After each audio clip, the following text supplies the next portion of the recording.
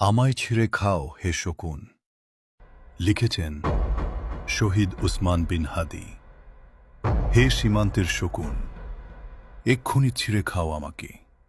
হে আটলান্টিকের eagle, শিগগির খুবলে খাও আমাকে।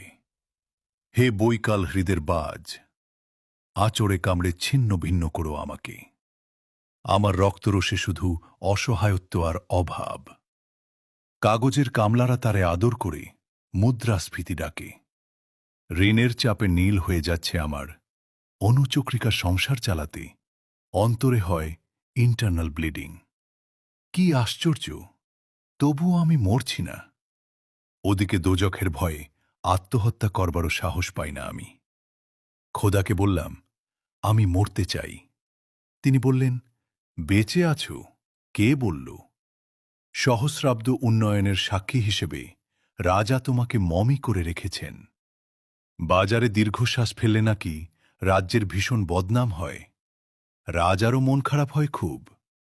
কোতোয়ালরা ফরমান জারি করেছে আমাকে সারাক্ষণই হাসতে হবে, নইলে দেশি কুকুর ও বিদেশি মাগুরকে একবেলা ভালোমন্দ খাওয়ানো হবে আমার মাংস দিয়ে। নিত্যদিন ব্রয়লারের ভুঁড়ি নাকি ওদের ভাল লাগে না। অথবা আমাকে ভাগ দিয়ে বেচা হবে। মানুষেরও তো মানুষ খাওয়ার স্বাদ হতে পারে, তাই না? ভাগ্যিস তা বিদেশি সুপার শপে বিক্রি হবে না। দেশি মানুষেরই তো হক বেশি আমাকে খাওয়ার।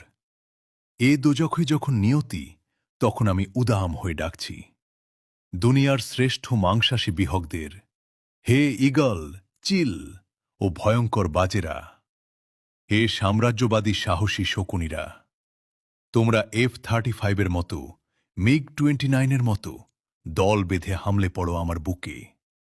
আমার রান, থান, চক্ষু, কলিজা আজ সব তোমাদের গণিমতের মাল।